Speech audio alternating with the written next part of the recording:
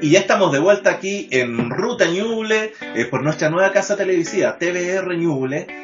Damos la bienvenida a nuestro invitado, presidente metropolitano del Colegio de Profesores, don Carlos Díaz Marchant, candidato a la presidencia del Colegio de Profesores. El colegio tiene elecciones ahora en el mes de diciembre. Así que vamos a conversar un poquito de cómo ha sido este año en educación, las proyecciones y acerca también del proceso eleccionario de este importante gremio. Bienvenido a Ruta Ñuble, don Carlos. Muchas gracias, un gusto de saludarles también, pero muy agradecido por la invitación. Carlos, Ahora, dale Nelson. ya.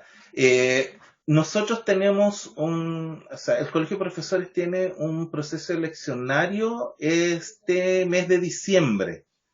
Así es, sí, el día 9. Ya. Ese proceso implica renovar todos los niveles de las directivas a nivel nacional. Sí, efectivamente, tenemos un nuevo proceso, la verdad que un proceso eleccionario que debió haberse hecho hace un año atrás, fruto de lo que fue el estallido social. Esta elección tendría que haberse hecho el 25 de noviembre del año pasado. Se cambió en esa ocasión y se dejó para marzo de este año, fines de marzo, y fruto del tema de la pandemia, por todas y todos conocido, también tuvo que cambiarse la fecha para ahora. Pero en esta ocasión se renuevan todas las mesas directivas, tanto a nivel nacional, a niveles regionales y también comunales y servicios locales de educación que se incorporan ahora como nueva estructura. Ah, mira. Scarlett, disculpe. Sí, te quería preguntar, Carlos, ¿cómo has visto tú este proceso durante el transcurso del año? Desde las decisiones que ha tomado el ministerio en el tiempo a lo mejor que fue suspender clases o no, en el impacto en los niños, si nos puedes contar desde la información que tú visualizas, si tienes más información respecto de Ñuble durante este proceso que no ha sido fácil ni para estudiantes, ni apoderados, ni tampoco profesores. Claro, efectivamente, Scarlett, ha sido un proceso, la verdad, en algunos momentos hasta traumático, porque indudablemente que estamos frente a una situación absolutamente nueva, novedosa. Ninguno de nosotros hubiese imaginado siquiera que íbamos a estar en una situación de este tipo, de lo que hemos vivido durante todo este año 2020. Y claro, nosotros hemos estado desde el inicio del año, recordemos que estuvimos 15 días solamente de marzo con clases presenciales, y ya en aquella ocasión, a partir de los antecedentes que teníamos y de lo que conversábamos con los personeros del colegio médico, con personas que estaban muy ligados al tema de la salud, nos manifestaba lo difícil que era esta situación y lo grave que era. Por ello nosotros planteamos con mucha fuerza a inicios del año escolar, estoy hablando de la primera y segunda semana de marzo, la necesidad imperiosa de tener que suspender clases presenciales, porque indudablemente que allí había un motivo y un momento de muchas y con muchas posibilidades de contagio para las comunidades educativas en general. No hablamos solamente de los profesores, hablamos de los asistentes de la educación, los estudiantes, los padres, por supuesto que sus familiares, etcétera. Y la verdad que hemos estado durante todo este año en una permanente lucha contra el ministerio, porque ya desde abril de este año, desde abril, el ministro anunció, recordarán ustedes, el día 27, que se volvía a clases presenciales. Cuestión que a nosotros, por supuesto, nos parecía que era una locura, porque todos los antecedentes y todos los índices y todos los elementos que planteaban los especialistas respecto del tema de pandemia y respecto al tema de salud, señalaban que indudablemente no estaban las condiciones para volver a clases presenciales. Después vino el presidente de la República, que en cadena nacional dice que en mayo vuelven todas las escuelas y vuelven todos los niños a las escuelas, digamos, presencialmente. Cuestión que también nosotros, por supuesto, que en su momento criticamos fuertemente, lo rechazamos, y ha sido un continuo, desde, repito, prácticamente todo el año, una continua lucha en función de defender lo que para nosotros es primario y fundamental, como lo hemos señalado, que es la vida y la salud de las comunidades escolares. Esa ha sido nuestra principal preocupación. Pero además se agrega a eso un elemento nuevo, que es una forma distinta, nueva, históricamente la verdad que nunca antes lo habíamos vivido, de asumir la labor pedagógica, y que tiene que ver con un primero encuentro muy tibio de guías de trabajo. Muchos no sabíamos incluso cuánto esto iba a durar, pero poco a poco y a medida que fuimos entrando en el tema y nos fuimos dando cuenta, además de la cifra y la magnitud de crisis que existía respecto a este tema, nos dimos cuenta que esto era una situación que se iba a alargar por todo este año y lo más probable, digamos, los próximos. Entonces, de allí viene esta situación del trabajo virtual, de comenzar a trabajar con nuestros estudiantes, ya teniendo claro que este año lo más probable es que no nos íbamos a encontrar presencialmente, pero ha significado un tremendo trabajo de las profesoras y profesores de todo Chile, por supuesto también de la región de Ñuble, en donde hemos sabido en realidad de la vocación, del compromiso, del esfuerzo que han desarrollado las profesoras y los profesores para, no obstante, no encontrarnos presencialmente con los estudiantes, poder igual seguir adelante con todo lo que es el trabajo pedagógico y el trabajo que tiene que ver con los estudios. En donde en una primera etapa, y esto es muy importante decirlo, Scarlett, en una primera etapa, lo central fue obviamente la contención emocional frente a lo que estaba ocurriendo. Y hemos estado en una lucha muy fuerte con el Ministerio para que entienda esto. Ellos están muy preocupados de llenar de contenidos, de que faltan las materias, que hay que no perder clases, etcétera. Entonces, frente a la lucha nuestra, que ha sido primero contener emocionalmente a nuestros estudiantes, porque indudablemente sabemos muy bien lo que significa para ellos no estar con sus compañeros de curso, no ir a la escuela, muchos de ellos viven en sus casas, en condiciones obviamente muy complicadas, pero además esta pandemia vino a demostrar algo que nos parece muy grave y que por cierto lo conocíamos, pero que lo vino a reflejar con mayor nitidez, la tremenda desigualdad que existe en Chile. Entonces ahí nos dimos cuenta, o allí se constató, más bien dicho, porque ya lo sabíamos, de que efectivamente aquí hay una cantidad enorme, 40, 50 o más por ciento de estudiantes, que no tienen condiciones mínimas para poder recibir la educación en línea. No tienen internet en sus casas, no tienen conexión, o no tienen computador, o no tienen celular, etcétera. Entonces, también, además de tener que luchar contra la pandemia, luchar contra un gobierno que la verdad poco ha tratado de escuchar y ha tratado de llevar adelante un proceso que, reitero, no va en la búsqueda ni en la preocupación por la salud de los estudiantes y de las comunidades escolares, también hemos tenido que luchar fuertemente contra la desigualdad y lo que esto significa para nuestra familia y nuestros estudiantes.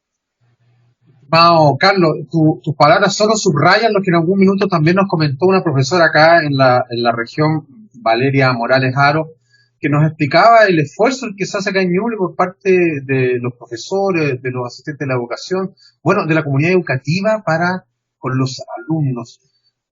No te quiero sacar de la discusión, yo creo que aquí nos gustaría saber cómo el Colegio de Profesores va a enfrentar de aquí para adelante esta situación tan compleja con un ministro que tiene en las antípodas una idea de cómo desarrollar esto y ustedes otra. No será, dicen que esto es cíclico, pero no estamos frente a la pedagogía del oprimido que alguna vez nos habló Paulo Freire justamente desde Chile ya hace hartas décadas atrás.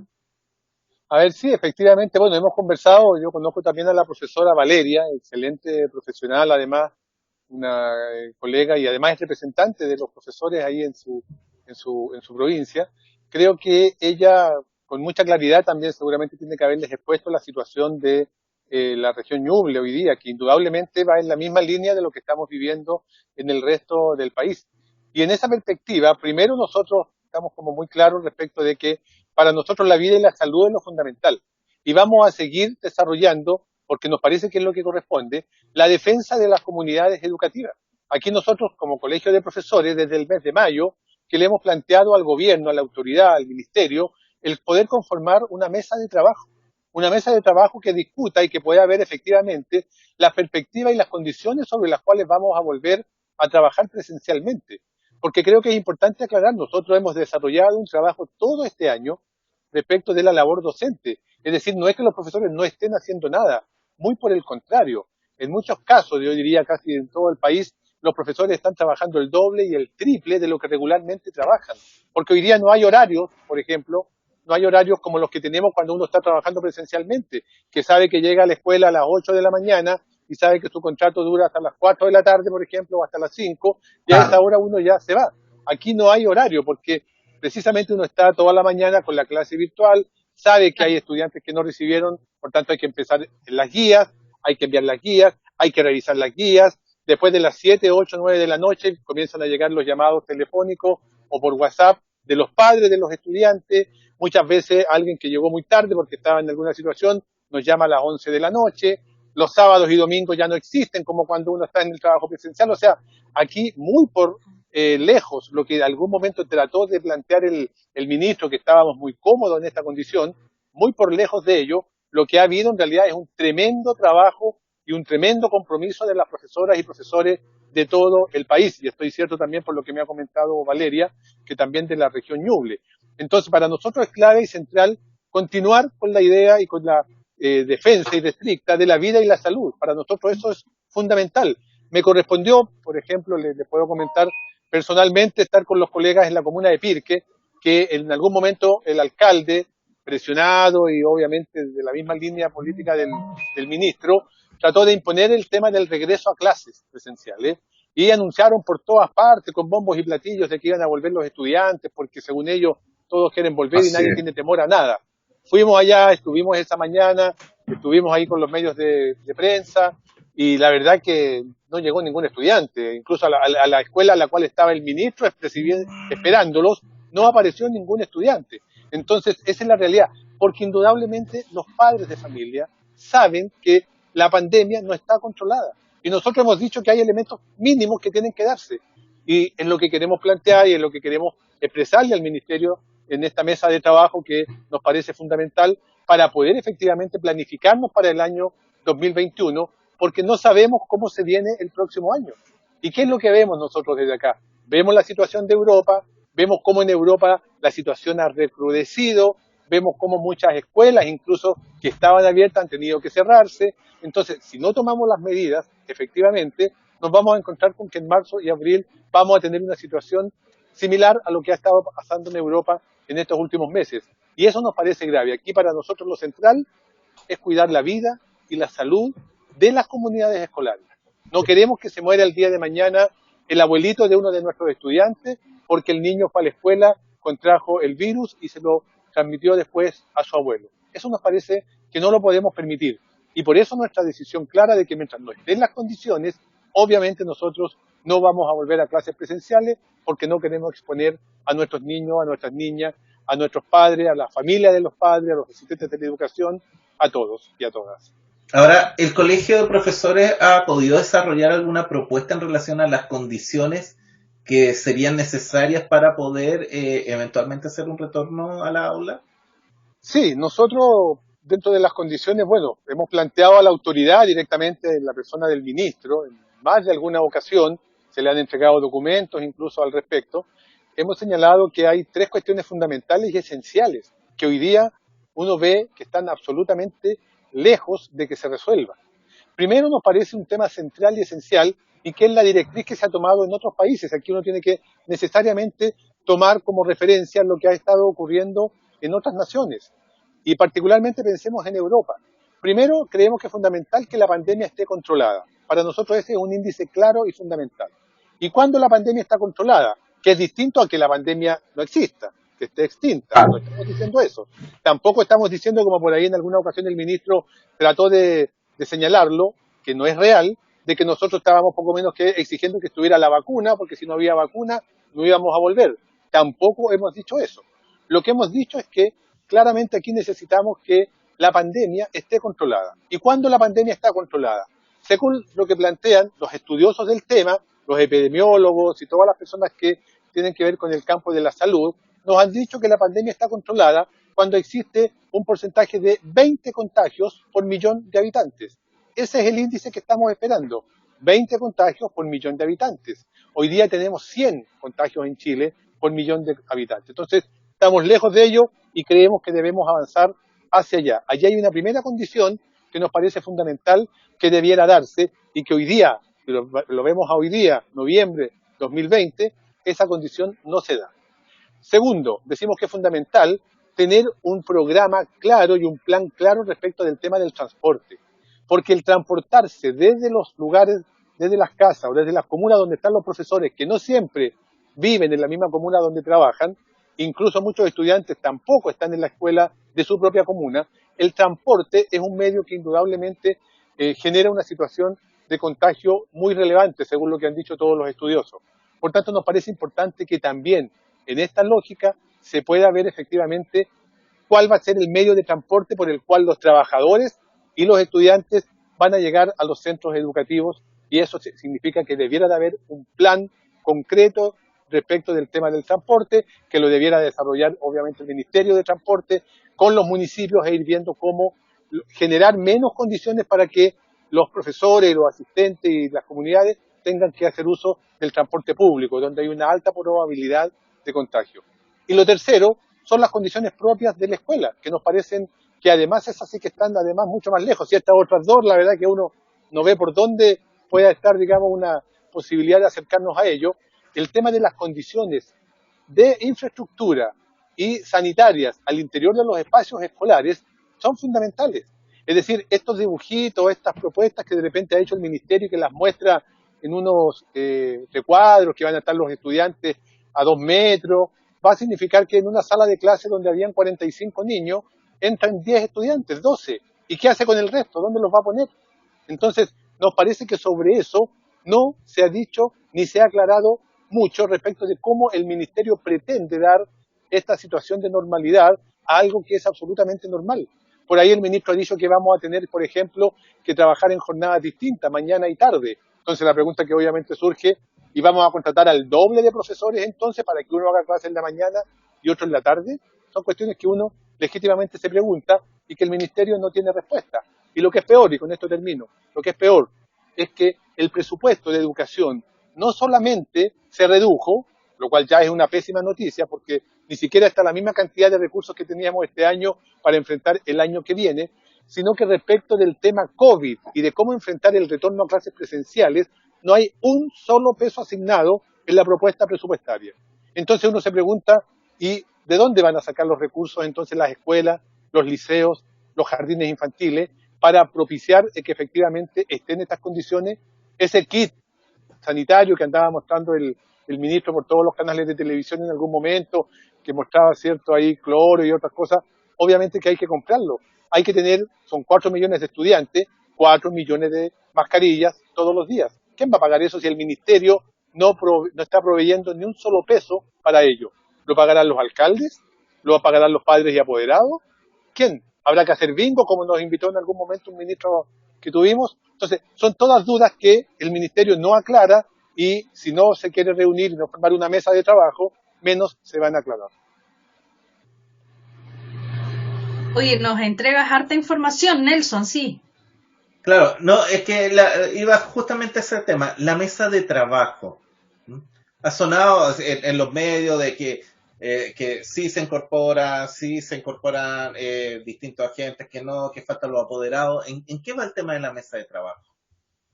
Bueno, primero nosotros manifestamos en mayo pasado la necesidad de conformar una mesa de trabajo. Por tanto, somos los primeros en decir que estamos plenamente disponibles, por supuesto, como colegio de profesoras y profesores, para poder conformar esta mesa de trabajo.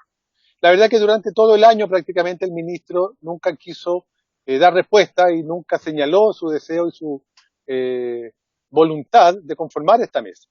En algún momento, ahora a fines de octubre, probablemente porque ha recibido muchas críticas también de distintos sectores, incluso algunas críticas hasta en programas en vivo, en televisión, lo han criticado por el tema, él hizo un llamado a conformar una mesa, pero era una mesa muy especial, era una mesa solamente con sus amigos y con quienes estaban en la misma línea de lo que estaba diciendo él. Era una mesa, decía, con sus amigos y con quienes están prácticamente diciendo lo mismo que él. Nosotros le manifestamos que nos parecía importante una mesa donde estuviéramos todos representados, también sus amigos, no hay problema, no es que no queramos que estén sus amigos. Me refiero particularmente, él convocó a una mesa en la cual estaban, por ejemplo, los sostenedores de escuelas particulares subvencionadas, que nos parece bien y nosotros creemos que deben estar, pero deben estar también los padres y apoderados, deben estar también los representantes de los asistentes de la educación, deben estar también representantes de los estudiantes, debe estar, por supuesto, las profesoras y profesores, deben estar, por ejemplo, personal de la salud que nos pueda entregar efectivamente antecedentes serios y concretos que den cuenta de que las condiciones están de una forma u otra. Es decir, una mesa que represente a todo el mundo de educación, a todos quienes en definitiva tendrán en su momento que tomar la decisión. Porque mientras él tenga una mesa, que es la que hoy día tiene, él constituyó una mesa de trabajo y, repito, invitó a sola gente o a sola personeros, digamos, que han sido partidarios del retorno a clases rápidamente sin todos estos temas que nosotros hemos planteado. Lo más probable es que él está queriendo allí obtener algo que vaya, una respuesta que vaya en la línea de lo que él está proponiendo. pero no está escuchando a las comunidades escolares. Y mientras él siga en esa línea, él podrá querer seguir llamando a que se reconstituya en el año escolar, a que vuelva a las clases presenciales, pero va a tener la misma respuesta que ha tenido hasta hoy día. Menos del 5% de las escuelas están de retorno, no obstante que ellos han venido durante mucho tiempo exigiendo y haciendo presión, particularmente a los subvencionados, para que vuelvan, pero los padres y apoderados son bastante sabios y no van a enviar sus niños mientras no tengan las condiciones y las certezas de que no serán contagiados en sus establecimientos educativos. Carlos, te quería preguntar, porque ahí hay dentro de todo lo que relatas, de alguna forma, uno podría visualizar que falta voluntad, que a lo mejor falta hacer algún ejercicio para que finalmente exista esa mesa, pero que se puede dar ahora, se puede dar en un mes más, se puede dar en enero, digamos, entre comillas, uno puede visualizarlo en la distancia que pudiera existir. Pero hay un detalle de todo lo que tú mencionas que es muy relevante, y es que el Ministerio haya disminuido recursos, que además tú me indiques que no hay ningún peso para que los colegios, las escuelas les llegue como insumo adicional para que puedan adquirir insumos para... Es algo que pasa en esta época del año y que no se va a dar en enero y no se da en marzo y no se da el otro año. Entonces es un tema muy sensible porque finalmente, ¿cómo le pedimos a las escuelas? Que si bien podrían organizar, estoy pensando en positivo, podrían organizarse, podría ir niños por turno, podría ocupar distintos tipos de estrategias a lo mejor, dependiendo de los cursos, dependiendo de las asignaturas, qué sé yo, pero si no, los colegios no tienen recursos adicionales, que además, digámoslo, las municipales escasamente viven con lo que ya recibían, si además no tienen un insumo, recursos adicionales desde el ministerio, el colegio de profesores, mi pregunta va, ¿ha hecho algo con el Congreso? ¿Lo ha manifestado? ¿Se lo ha dicho como para que no pase la partida presupuestaria de educación sin ningún ítem presupuestario que indique por lo menos adquirir insumos básicos? Sí, claro, a nosotros nos parece un tema grave y relevante porque si queremos dar en algún momento, es más, nosotros somos los más deseosos de volver a clases presenciales, porque indudablemente, por lo que explicaba hace un rato atrás, para nosotros el trabajo frente a los estudiantes presenciales es irreemplazable. Nada va a reemplazar este trabajo. No es lo mismo estar a través de un computador, de un celular, en donde además tienes llegada a un tercio de los estudiantes, porque el otro tercio no tiene los medios, por más que quiera, no tiene las condiciones por la desigualdad que hay en Chile, etcétera. Entonces, ¿quiénes más que nosotros quisiéramos que rápidamente esto se normalizara? Con los cuidados, por supuesto, que corresponde, que es lo que el ministro no ha querido entender. Por lo tanto, en ese tenor nos parece fundamental el que efectivamente se dé una demostración de esta voluntad de querer normalizar la situación, pero que vaya acompañada de los recursos que garanticen de que efectivamente esto se va a poder hacer. Porque de lo contrario queda, la verdad, que a criterio de no sabemos quién. No sabemos si son los alcaldes los que tendrán que responder a esa situación. Es una probabilidad que el ministerio dirá, ustedes, señores alcaldes, hagan lo que quieran, no hagan lo que puedan, y ahí veremos. Y sabemos que hay comunas, lo más probable, en los sectores altos de acá de Santiago, que podrían hacerlo, lo más factible.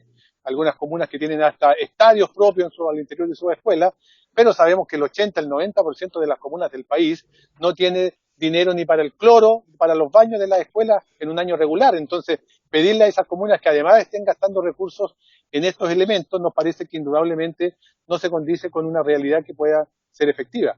Por tanto, es muy grave esa situación, lo hemos planteado, se ha conversado, de hecho se ha planteado en la Comisión de Educación, indudablemente que nos parece que es un tema delicado porque da cuenta de una voluntad. Es decir, si yo tengo la voluntad de efectivamente normalizar, entre comillas, esto, más allá de los otros antecedentes que ya lo señalé, pero si vamos al tema concreto de cómo recibo a los estudiantes al interior de los espacios escolares, si no tengo un peso para gastar, es delicado y el ministro no ha sido capaz de explicarlo, digamos, cómo lo va a hacer, incluso no lo ha explicado en situaciones que se han dado, que tienen que ver, repito, con cuestiones concretas que hemos reclamado y que de parte del ministerio no hay respuestas.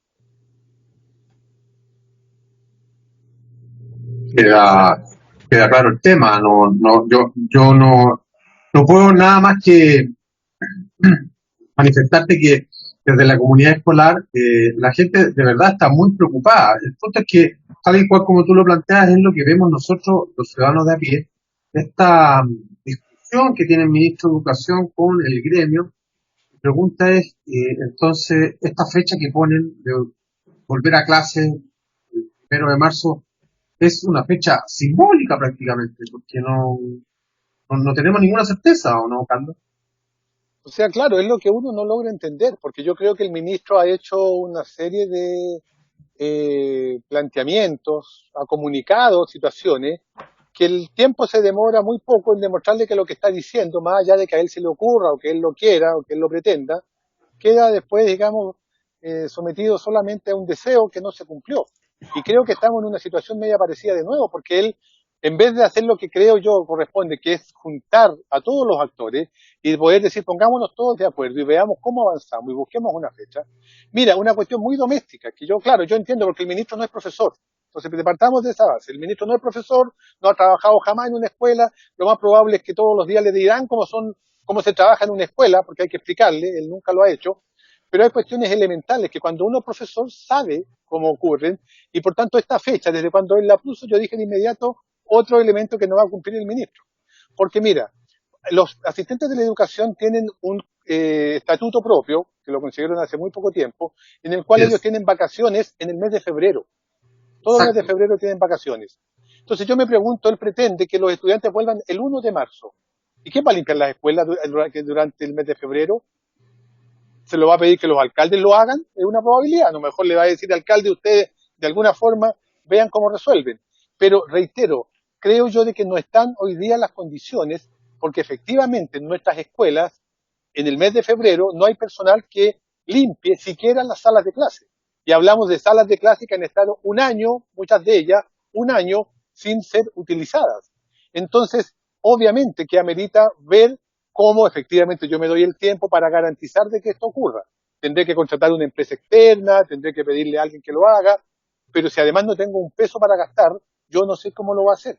Entonces, a eso sí le agregamos que no sabemos cómo van a estar los índices de aquí al 1 de marzo, y si no tengo ganado a quien obviamente es fundamental en todo este proceso, que son los padres, Ahí porque no hay nada más sagrado que un hijo para un padre. Yo no voy a mandar a mi hijo o a mi hija, ¿cierto?, a una situación que no sé ni siquiera qué es lo que va a ocurrir, si no me dan la garantía. Y la garantía me la dan en la medida en que efectivamente aquí haya distintos actores que estén planteando que efectivamente se están cumpliendo algunos parámetros mínimos. Y esos actores hoy día no están. El único actor que lo dice es el ministro. Y la verdad que nadie más lo sigue porque no se junta con nadie más que efectivamente le diga estos son los temas que nos parecen cruciales. Él se escucha como él mismo, pero no escucha a las comunidades escolares, y las comunidades escolares muy sabiamente no se van a exponer a un contagio que el día de mañana puede significar hasta la muerte de uno de los suyos, solamente por hacerle caso a un ministro de Educación. Ahora, volviendo al tema de la elección del colegio de profesores, ¿esta va a ser presencial? No, precisamente por lo mismo que hemos conversado, a nosotros nos pareció, y estamos haciendo un esfuerzo como organización, y así lo determinó la Asamblea Nacional, que es nuestra máxima instancia, en donde están representados todas las profesoras y profesores de Chile, todos los dirigentes de todas las comunas del país, se reunió y después de analizar todos estos antecedentes, porque además hay una realidad muy dispersa en cada una de las regiones, tenemos comunas que todavía están con cuarentena, una cantidad importante de comunas, la misma comuna de Concepción, la región del Biobío, la región de los Lagos, hay muchas comunas que están en cuarentena, no sabemos cómo van a estar el 9 de diciembre y por tanto optamos por realizar la elección en forma electrónica, que nos parece dar un salto cualitativo respecto de, obviamente, cómo llevar adelante el proceso, y la Asamblea Nacional determinó que esta elección se haga en forma electrónica, por tanto cada profesor y profesora podrá votar, colegiado obviamente, desde su casa, a través del computador o de su celular,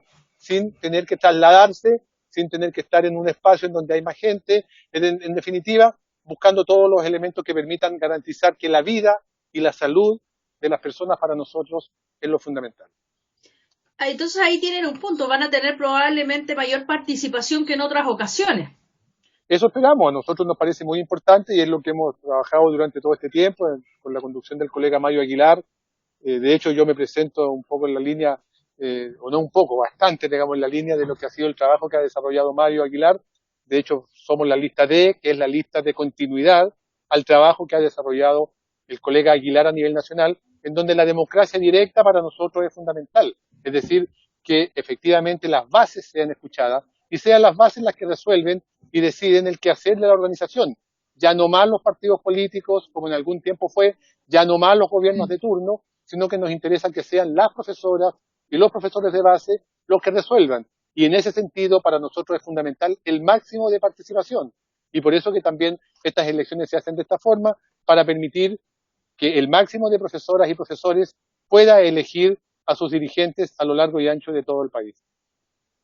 Estamos al final, Nelson, pero solo una pregunta, me asalta una duda. Esta votación electrónica, ¿cómo la van a fiscalizar? Porque sería, lo dices tú, un salto cualitativo, pero súper importante para el país también, porque hay que mirar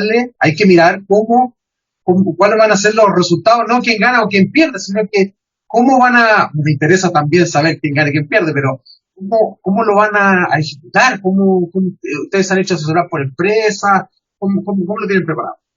Sí, indudablemente. Mira, nosotros teníamos las posibilidades de hacerlo internamente, tenemos los elementos técnicos y la verdad que en su momento lo pensamos y se conversó en la Asamblea Nacional.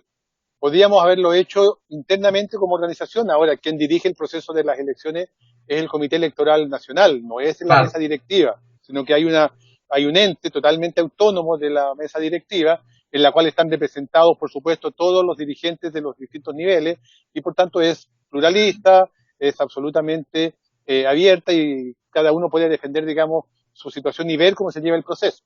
No obstante ello, que lo pudimos haber hecho en algún momento con elementos técnicos propios de la organización, nos pareció que lo más correcto y lo más transparente y lo que da garantía a todas y todos, y así lo expresó la Asamblea Nacional, es contratar una empresa externa, totalmente externa, que fue lo que hicimos.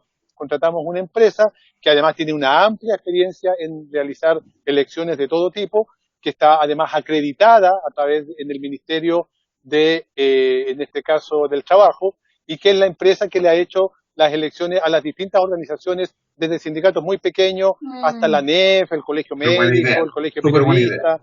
O sea, hay una tremenda experiencia en esta institución que además ha dado garantías y certezas, incluso ha hecho algunos consultas a nivel nacional a distintas municipalidades donde han participado cerca de 2 millones de personas. O sea, una institución que da plenas garantías a todas y todos de que efectivamente esto va a ser un proceso absolutamente claro, transparente, ordenado y por supuesto confiable, porque nos parece también eso fundamental, dar garantías de que efectivamente se va a cumplir con lo que mandaten las profesoras y profesores a lo largo y ancho de todo el país.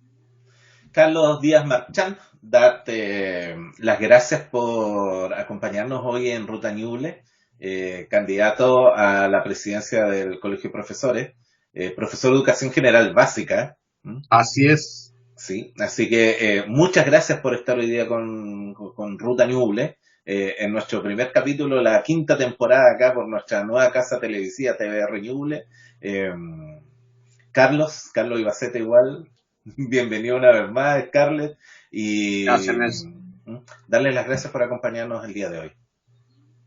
No, a ustedes, muchas gracias a Ruta Ñuble, muchas gracias Scarlett, mi tocayo Carlos y Nelson, y muy importante tener este espacio en el cual ustedes puedan llegar a las personas, ¿cierto?, de la región y poder comentar temas tan importantes como la educación, que por cierto nos interesan a todas y todos. Un gusto haber estado con ustedes, muchísimas gracias por la invitación. Gracias, éxito. Gracias a ti. Bueno, esto sería todo por hoy en Ruta Ñuble. Nos vemos la próxima semana. Adiós. Nos vemos. Chao, chao. Chao, chao. Chao, Carlos. Que estén muy bien, muchas gracias.